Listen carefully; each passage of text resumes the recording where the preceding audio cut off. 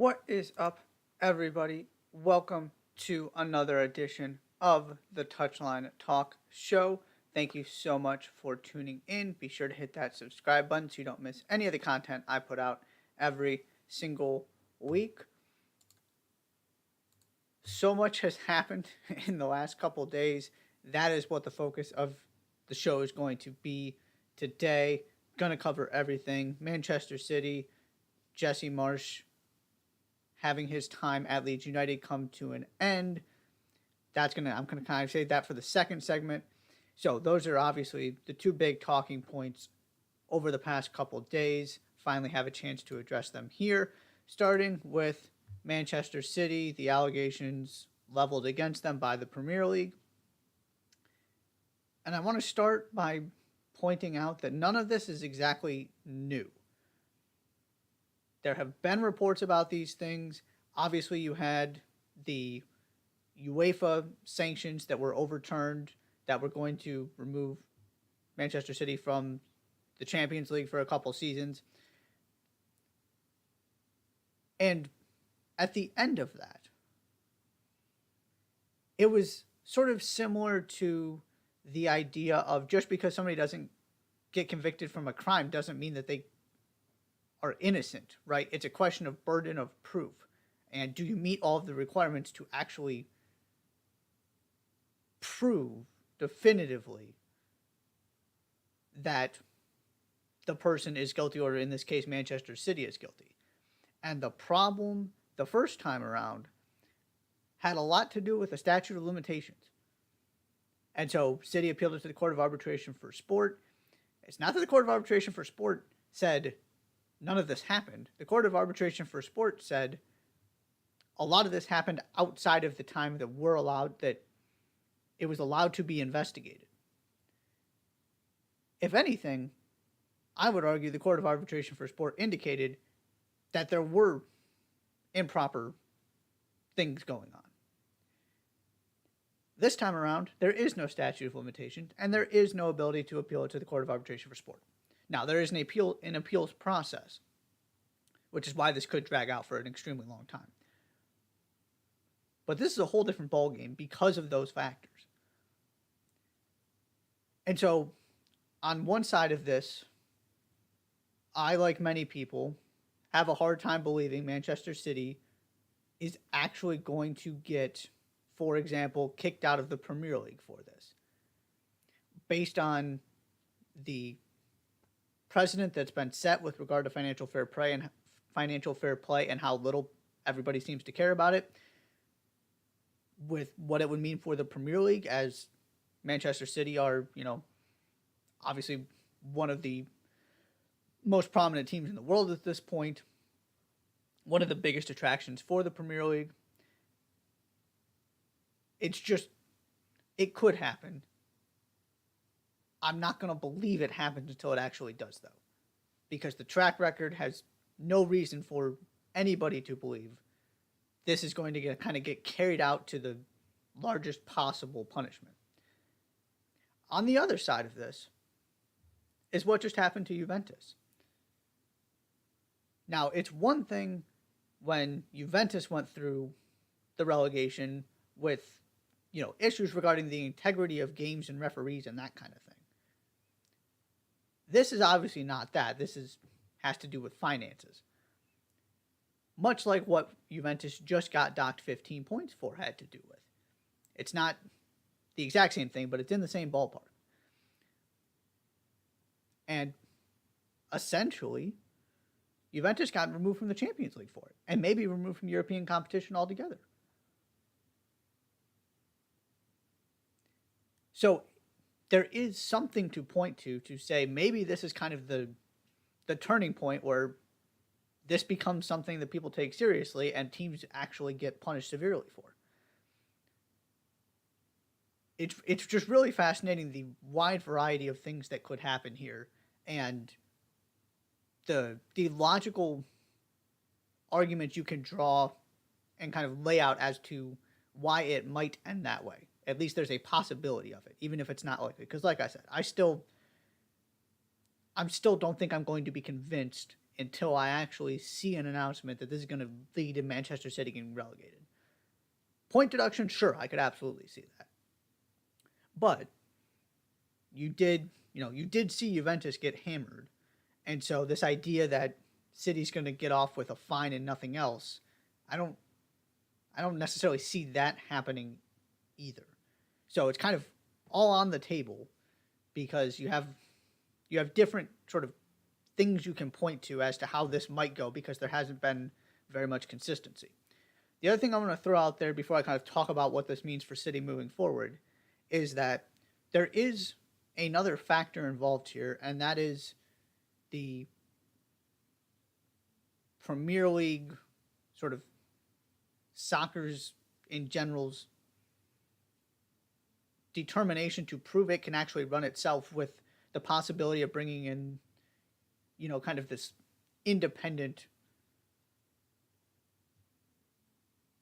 overseer, if you will, and, getting more people involved because things aren't working the way they should. Well, one of the ways to prove you can handle yourself and you don't need outside help is by making an example out of somebody like Manchester City and saying, no, we can't take care of this on our own. So this is coming as that conversation is happening in England, and the soccer side is fighting to say, we don't need your help. We don't want you getting involved. It's just another, right? This is kind of another one of those lines of logic you can follow to say maybe Manchester City really are going to get punished pretty severely for this and get, fairly or not, get made an example out of because of this sort of context that they had nothing to do with. It's a conversation outside of just them. It's about the sport as a whole and how it's governed. But that's a factor in this as well. On the Manchester City kind of angle specifically, this is really interesting to me because of how much we're just not going to know until it happens and when this is going to happen. Because Manchester City is obviously claiming innocence. They've claimed innocence from the beginning. The evidence at this point suggests otherwise. So let's just say there's going to be a punishment. Is it expulsion from the Premier League? Is it a points deduction? Is it a fine? And when does this happen? Because if you take a points deduction this season, okay, that theoretically takes City out of the Champions League. But they're not the front runners to win a title this season. You would much rather have the points now than at the beginning of next season, where if this drags out and then all of a sudden, City are top of the table and then the deduction gets handed out and now they're not winning you just had a title potentially taken away from you.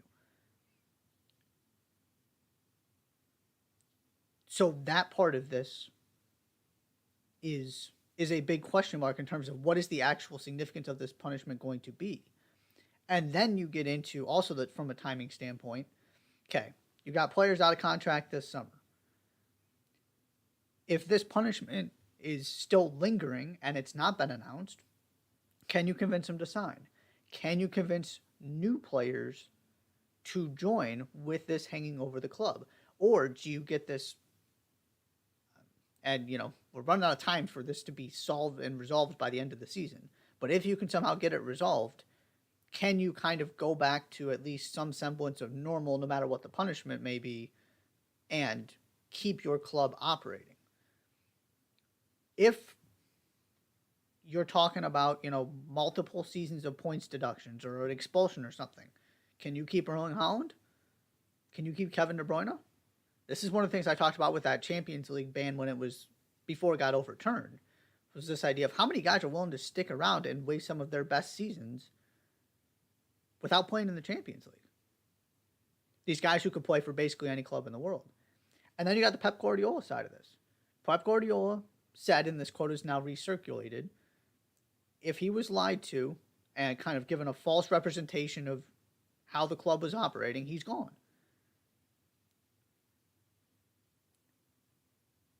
And again, they kind of got off on a technicality the first time. It's not like they had this overwhelming evidence of innocence.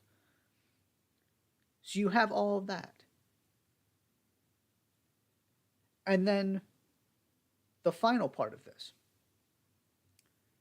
When this happened previously, Manchester City were more or less able to operate normally. Right? You didn't see anybody leave that was specifically because of that. You didn't see any major issues getting signings in. It wasn't a big concern because they were able to convince everybody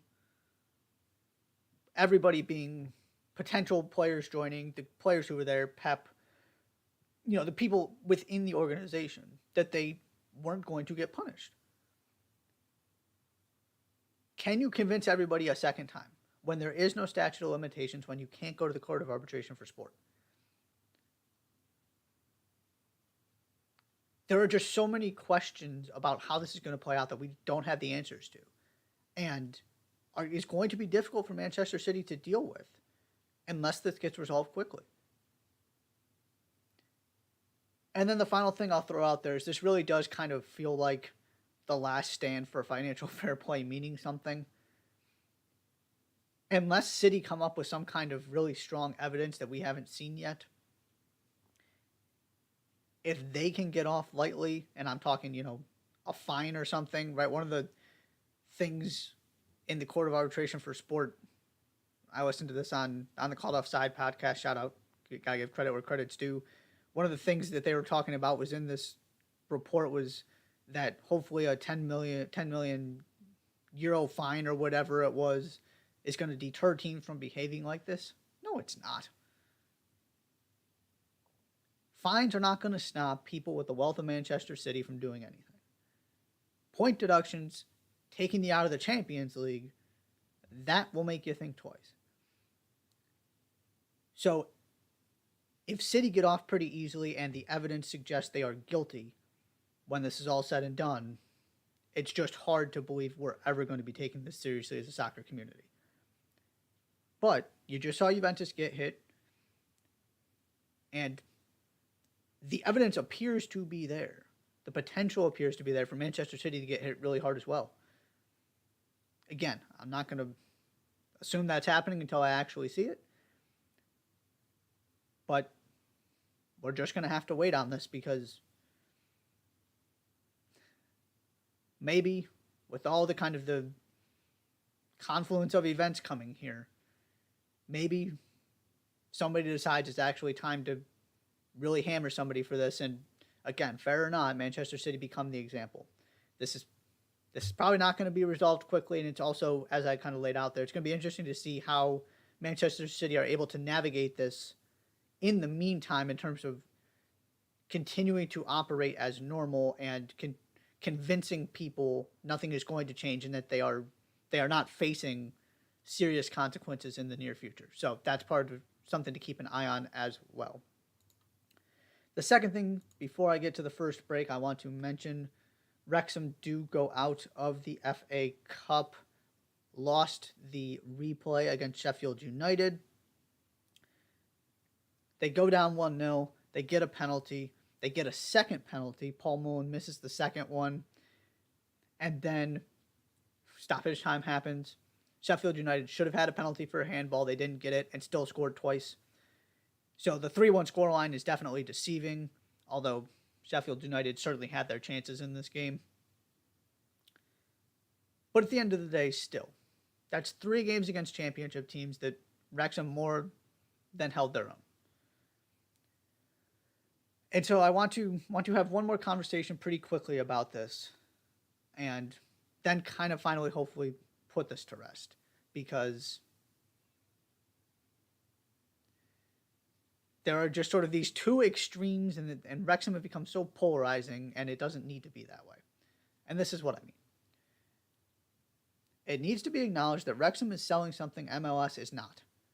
Wrexham's history and the thrill of promotion relegation, this idea that you can actually continue to move up, that there are stakes that are incredibly high every time you take the field, because that game, I mean, go look at the National League standings right now.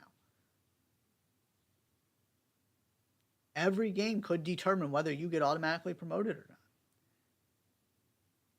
not. MLS has chosen not to have promotion relegation, not to have that kind of accountability and that kind of pressure.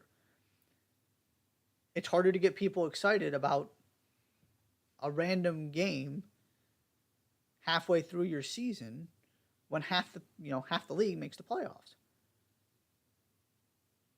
It's much easier to sell somebody on this game could determine whether they're playing in this league or a different league next season. So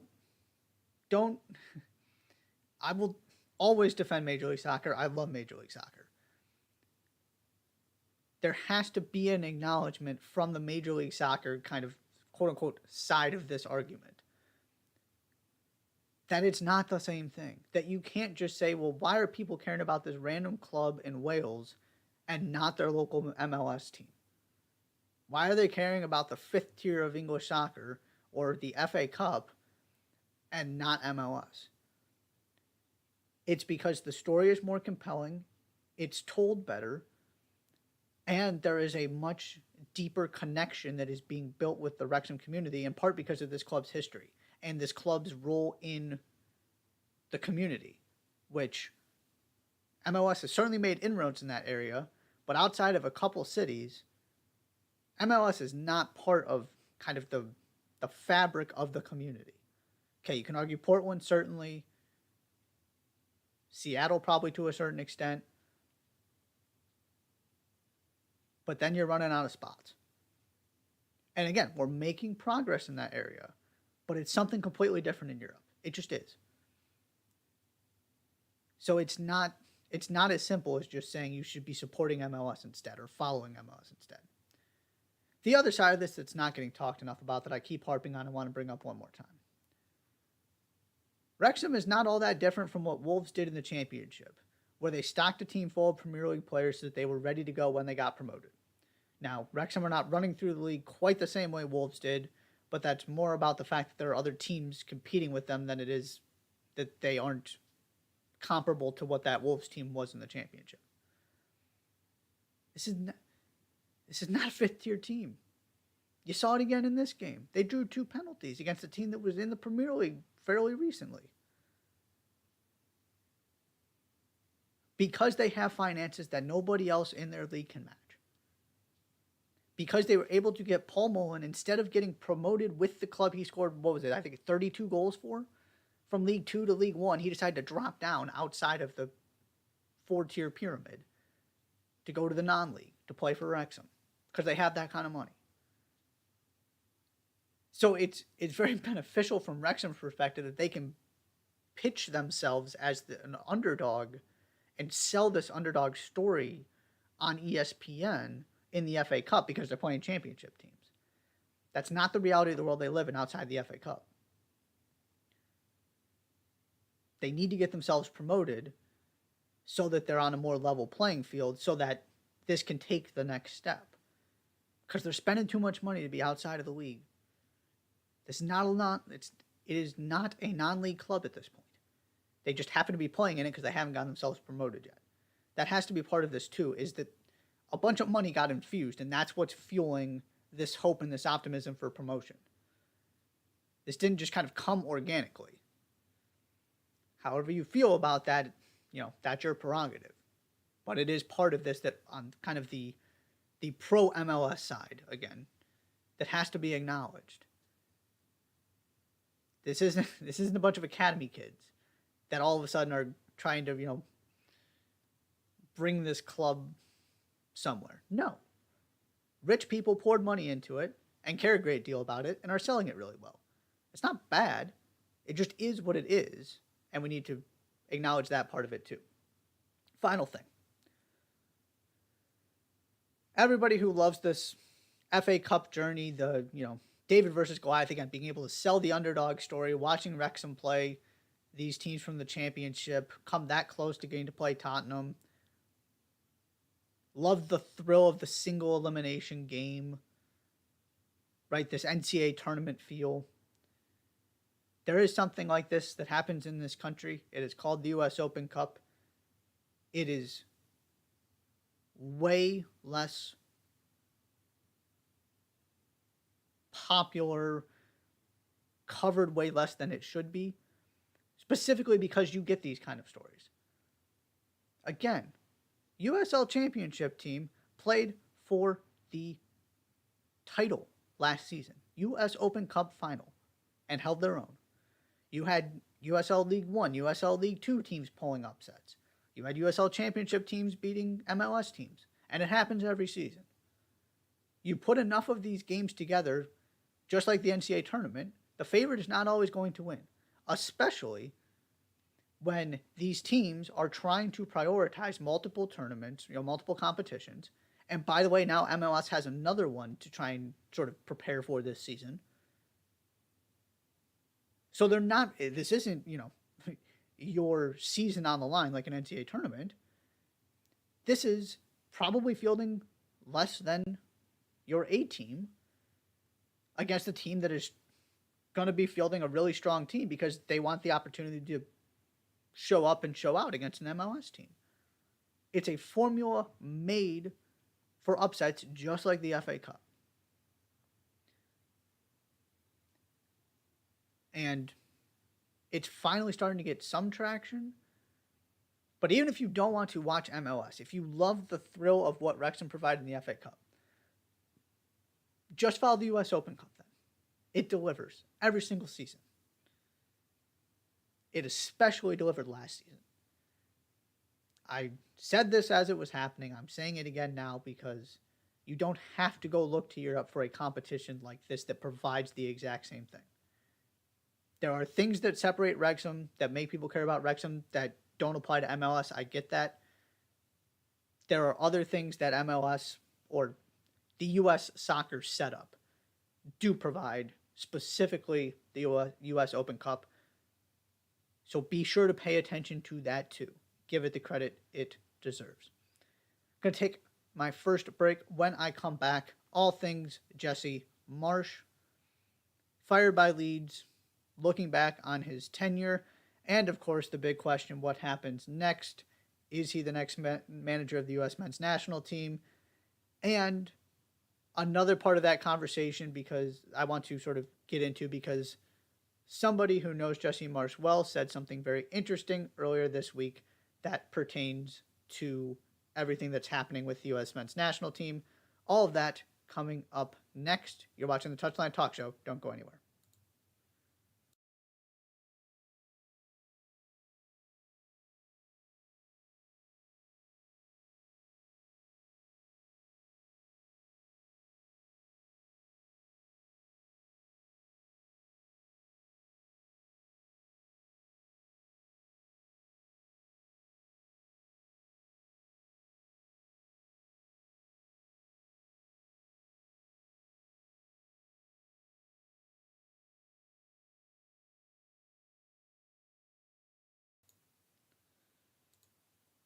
And welcome back to the Touchline Talk Show. Thank you so much for tuning in.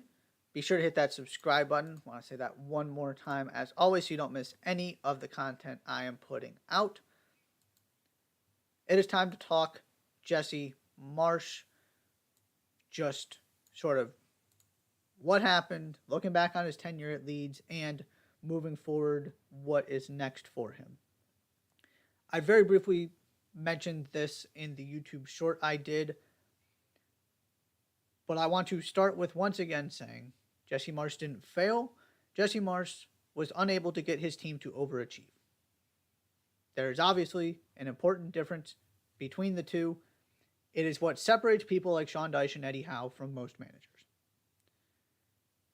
This seemed to get way more complicated than it needed to be because I saw so many people questioning both of those hires. Or at least saying, Dyche got relegated basically got Burnley relegated. Is he really the guy for Everton? Howe took a team with plenty of championship players and turned them into one of the best attacking teams in the Premier League. Dyche took a Burnley team full of championship players, got him into the Europa League, consistently got him safe in the Premier League, away from relegation for a while, and eventually, after 5, 6, 7 seasons, it came crumbling down for both of them. 5, 6, 7 seasons. They overachieved dramatically. And what are they? I mean, Eddie Howe then elevating Newcastle. Sean Dyche looking really good so far at Everton. This isn't hard. That's where Jesse Marsch came up short. That team is not good enough right now. And the way they started against Manchester United in that first game without him didn't look good for him for a while, but ultimately they conceded and blew that lead. Specifically defensively, they are just not good enough. And I mean, you're starting what is essentially 3 center backs and Luke Ayling, who can also play center back. I will never understand why Kai Wagner is not on that team right now. He made all the sense in the world. They didn't get that deal done. The Philadelphia Union are going to benefit incredibly from it come MLS. So he took a team that was, 15th, 16th, 17th and kept them right about that spot.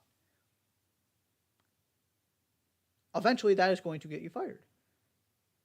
This wasn't surprising. It felt like it was a question of when, not if. Because the results simply weren't good enough. You look at every other team that's battling relegation. They've all fired their managers too. It happens every single season. Because you can't afford to wait for somebody to figure it out and hope they figure it out when you are facing the financial ramifications that come with getting relegated. If it is not getting fixed, you have to pull the trigger. And the other part of this is kind of the optics of firing him immediately after you have this transfer window, you spend this money, you bring in Weston McKennie, all of that. And, well, of course, the optics of that aren't great. And it's fair to wonder, why did you fire a guy immediately after you just spent all this money in the transfer window? And landed, a U.S. international and, Maximilian Vober, by the way, a guy with Red Bull connections, a guy with connections to Marsch. They didn't just sign some guys. No, not that he had connections to every player they signed, but they signed some guys he has connections to. My pushback to that and my question would be, okay, so after the World Cup, when was the right time to fire him? Or just generally, the way that the World Cup messed up this season, when is the right time to fire somebody if you're not firing them before the World Cup break? Because you come back on Boxing Day, and if you didn't fire somebody before the World Cup, why would you be firing them 1 or 2 games after it? So then you're in January, and, okay, you've had 2 or 3 games maybe to evaluate. Is your mind going to change that much? Now, maybe. Then you get into kind of the time frame Everton went with, which is we're going to make the change just in time to have somebody at the very end of the transfer window who can't really be part of the transfer window. And that's not particularly helpful either. There just is no good way to do this when you don't have the month of December to play games. That was the problem that the entire league ran into. Because if you wanted somebody to be there for the transfer window, you needed them before the World Cup. As opposed to playing, what seems like every other day throughout the festive period, and then on January 4th, January 5th, January 6th, look up and go, we've lost 4 of 5 and are now in the relegation zone. We're going to make the change on January 7th so that by January 12th, we have a new manager in, and there are still 2 weeks left in the transfer window or even more to get some of that manager's players in. That's just not how this season worked.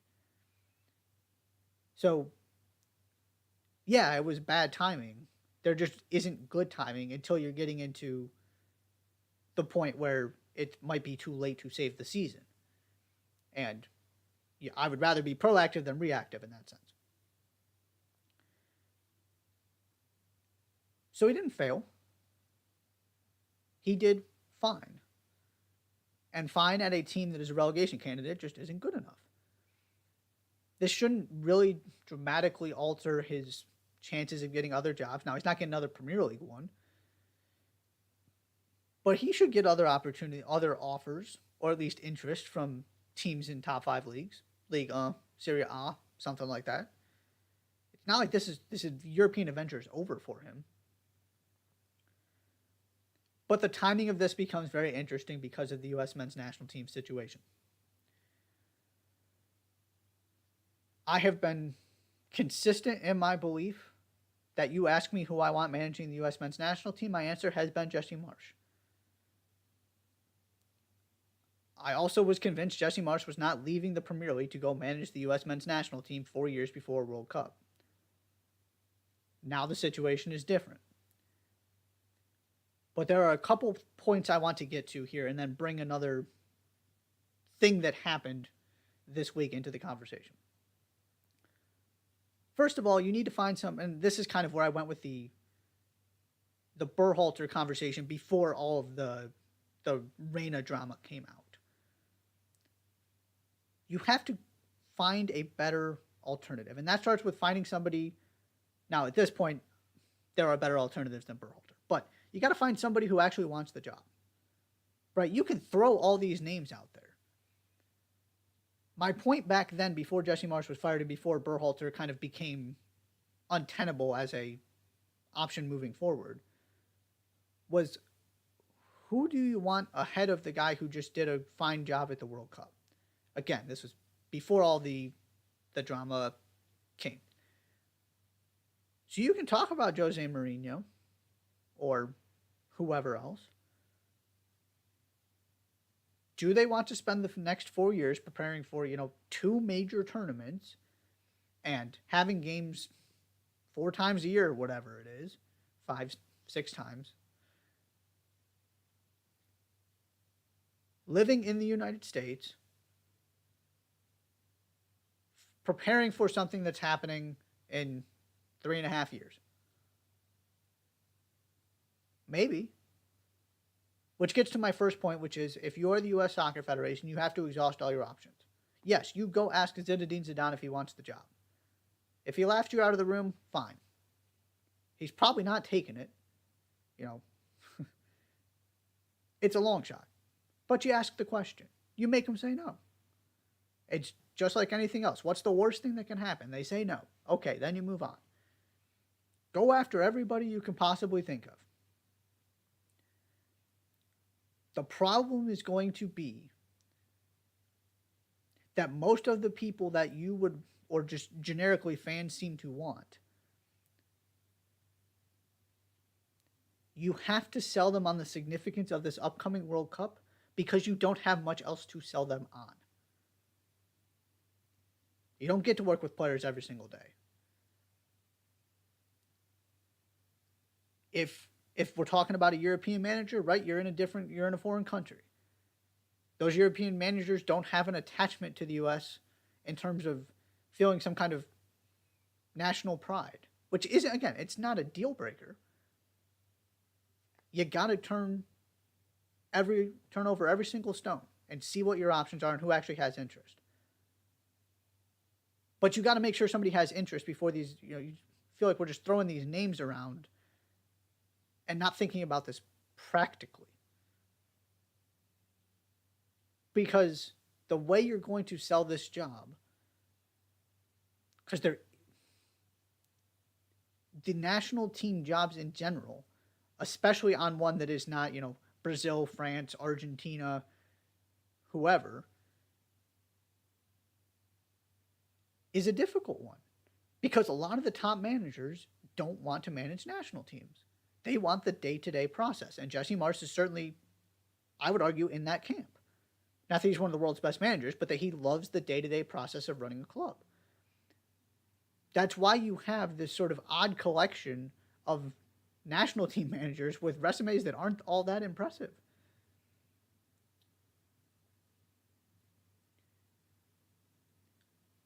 And so, how do you sell the significance of the World Cup? You do what Jim Curtin did during his appearance on the Crack podcast, which is hosted in part by DeMarcus Beasley and Oguchi Onweyu. So, former U.S. internationals who know how this World Cup thing works. Jim Curtin went on this podcast and said, for a second time, but I thought he was kind of just making a generic point the first time. And this time he was very clear and very specific that if he was asked to be an assistant to the next U.S. men's national team manager, he would leave the Philadelphia Union to do so. Because that is the significance he believes this World Cup carries to the future of Major League Soccer and soccer in this country.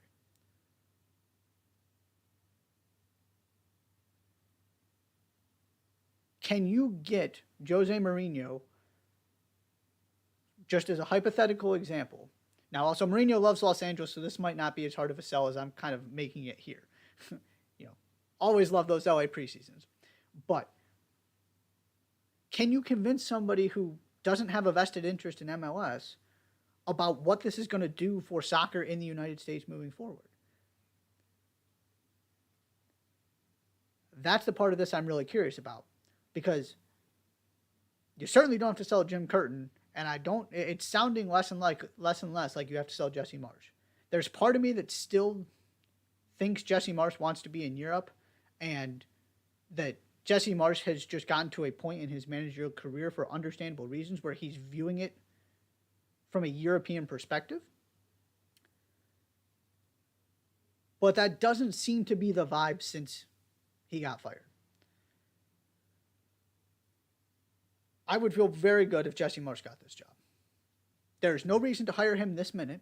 Again, you have got to go through the process. I would wait until, unless you've got a very good reason not to, wait until the club season is over and start seeing if you can convince somebody who's higher on your list. Because Jesse Marsch has his flaws. His system has its flaws. I believe philosophically, from a mentality standpoint, he is a great fit for this team. That's really what this is about to me. Is that what he brings is what this team needs. It's not about the tactics as much as just his teams do not quit on him. They play for him.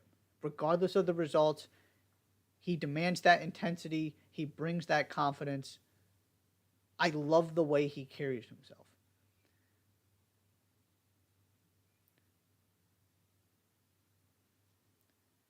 That doesn't necessarily mean he is the obvious, he is the obvious choice. That doesn't necessarily mean he's the right choice. All I know at this point is that if Jim Curtin is not, unless he somehow backs off of these comments, and it's certainly, watching him say them, did not appear he was going to do so. If Jim Curtin is not an assistant coach on this, whatever this U.S. men's national team head coaching staff looks like, oh, by the way, you should also get your people in charge in place before you pick your coach. It sounds like it's going to go that way. So you've got time on this. If he is not on this coaching staff, somebody has neglected their job. He said he would leave his position to be an assistant. He did not care who the head coach was. This is a guy who, for my money, is the best coach in MLS. And also brings so many leadership skills that are different from the ones Jesse Marsch offers. I also, until now, was not convinced Jim Curtin wanted this job. I thought Jim Curtin was looking to Europe after he won something with the Union. But it has become abundantly clear that Jim Curtin may care more about this World Cup than anybody else. If it's a Marsch-Curtin combination, if it's Curtin, at this point I don't really care, and I might even want Curtin first. Because I don't know if I've ever seen a coach who is a better, specifically in soccer, who is a better leader of a team than Jim Curtin. So even if you decide he's not the guy you want the European experience, you want the fact that Jesse Marsch has worked with a lot of these guys and has Champions League experience, or you want to go try and get the bigger European name, that's totally fine. But Jim Curtin needs to be on that staff. One, because he is terrific with people. Look at that Union team. You look at the way he talks. I mean, even on this podcast, he told his former player, Aguchi Onweyu, and basically said, yeah, I got it wrong. I didn't play you enough. I'm looking back at that team we had. We should have been better. I clearly made some mistakes. Who does that? The more I listen to Jim Curtin, the more convinced I am about how special he is. And then there's also just the familiarity, the cultural side of this, that if you have a European manager, for example, getting a guy who knows MLS, who knows where these players came from, who has coached, both Aaronsons, is around all of the guys coming from that New York, Philly area, connected within U.S. soccer, that's incredibly valuable as well.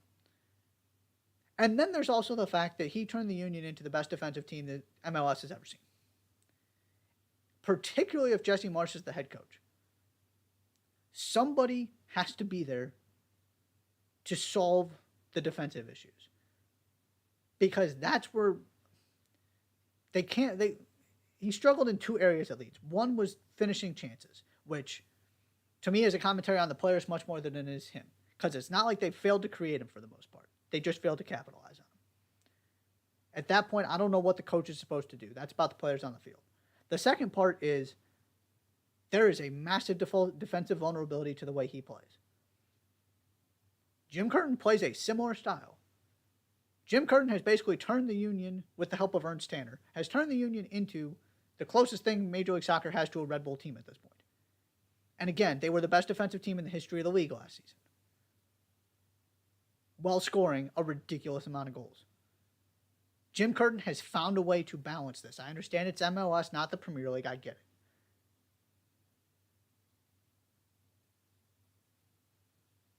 But and as good as those back four are, and as good as Andre Blake is, they were on a level you have not seen in this league. You need his defensive expertise, particularly if you're going to go with Jesse Marsch. Again, this guy has said, I will give up my job to go be an assistant. If you want to hire him as the head coach, fantastic. I will have no issues with that whatsoever. So I say all this just to go back to this idea of there are people out there, evidently, who are kind of all in on this World Cup. And Jim Curtin basically said, we as coaches need to be able to humble ourselves to make sure this goes as well as it possibly can, whatever that is, whether that's being an assistant coach, whatever.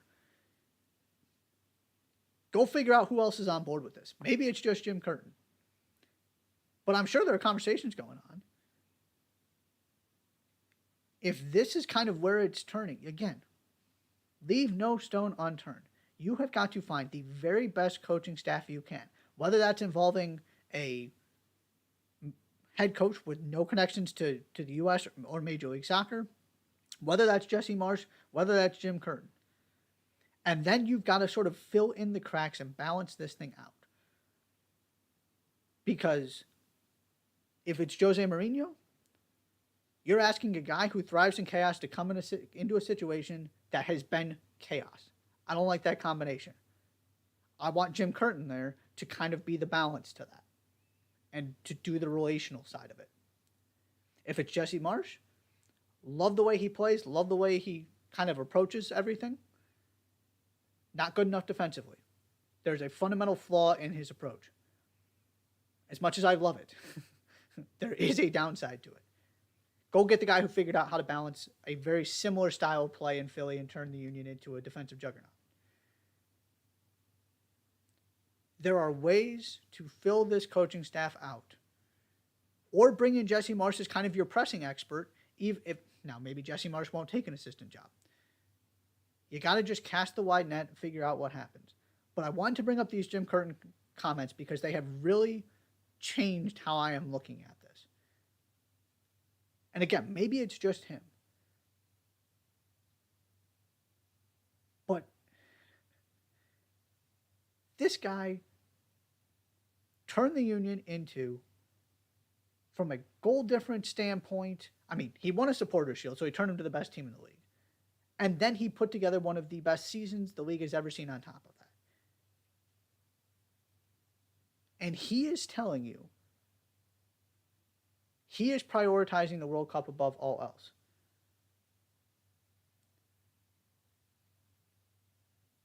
How many other people are thinking that way?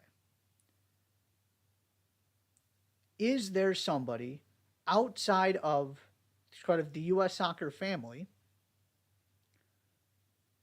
who sees the World Cup in a somewhat similar way? Because if not, you're probably not going to find a better option than some kind of Jim Curtin, Jesse Marsch combination.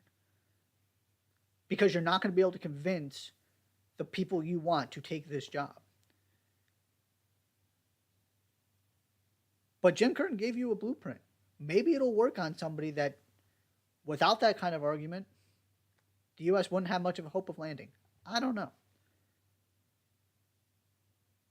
This can't be just, this is Jesse Marsch's job, we're done, don't have to worry about it. I still feel very comfortable if Jesse Marsch gets this job. But that should not happen in the near future. There's too much to sort out before that. There are too many questions to be answered. There are too many people to talk to. You got to do your due diligence on this. But what Jim Curtin was saying was truly fascinating to me. And so I wanted to bring that into the conversation as well, if for no other reason to say you have one of your assistant coaches, at the very least. And obviously he's close with Jesse Marsch. That would be a terrific duo if you can land both of them. But whoever you end up with, you have got to fill, it's not just about the head coach, because the head coach is going to have shortcomings. If you can find other people like Jim Curtin, draw on all the expertise you can. This is just a different hiring process than anything the U.S. has been through before, because you have this one opportunity at home with the potential to lure a big-time manager, maybe, the potential to hire a former U.S. international who has managed in the Champions League and the Premier League, who is currently out of a job, and you have arguably the best coach in your domestic league saying he will give up his position even if you don't offer him the head coaching job. You got to get this right. I don't necessarily know what that is, because you got to figure out who are your viable options. And then you go from there and evaluate which one is the best. So I don't like the speculation, because half the names that get thrown out there aren't taking this job. You still got to ask the question, just like with Zidane. The U.S. soccer did the right thing. We just got to change the conversation and kind of how we're thinking about this. So, because I have no good answer on whether Jesse Marsch should be the manager. It's certainly not a bad option. I don't know if it's the best, because I don't know who else would take the job. That's what you have to answer before this job gets offered to Jesse Marsch. Because the answer very well might be, we don't feel like anybody's a better option for a variety of reasons. All I know is Jim Curtin just laid out an argument that was incredibly compelling. I just don't know if it's going to work on somebody outside the U.S., because do they care about the future of Major League Soccer and the future of soccer in the United States if they have no vested interest in the United States? I mean, maybe you can use it on somebody, but go check out what Jim Curtin said. It was fascinating. Gives you real insight into kind of where he's at, what he views this World Cup as. Changed the way I'm kind of thinking about all this, to be completely transparent. So, Jesse Marsch out at Leeds. Maybe the next manager of the U.S. men's national team. Maybe he ends up in Europe. Somewhere else. We'll have to see. Again, I'm not entirely convinced he wants this job, but I'm getting closer to the point where I am. So, we shall see. But once again, just to sum up the whole thing here, Jesse Marsch didn't fail. He was unable to get his team to overachieve and to maximize his team. When you're in a relegation battle, that's not good enough. Whatever the next U.S. coaching staff should have Jim Curtin on it. And Jesse Marsch should be one of the people that is in the conversation for that job. But you've got to go find you've got time. Go figure out and ask every single person you possibly can. Cast an incredibly wide net, and then take your options that are actually realistic, and then go make your choice. There's too much riding on this next U.S. coaching staff to just hand it to anybody, even Jesse Marsch. Going to take another break here. When I come back, as always, wrapping up with the weekend look ahead. You're watching the Touchline Talk Show. Don't go anywhere.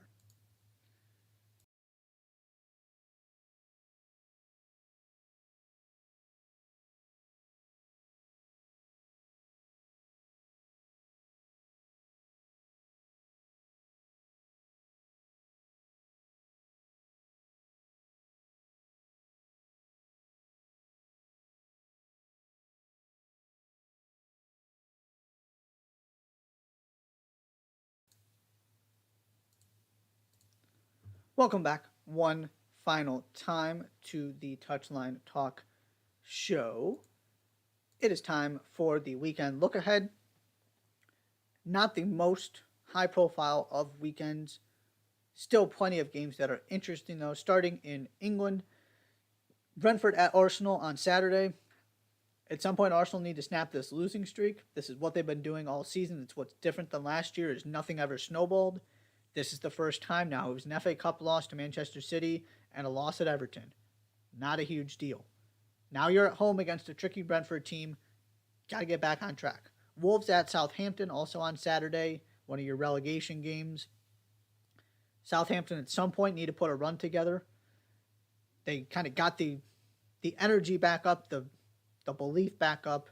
Hasn't exactly translated in the Premier League, though. Newcastle at Bournemouth on Saturday. Champions League hopeful, relegation candidate.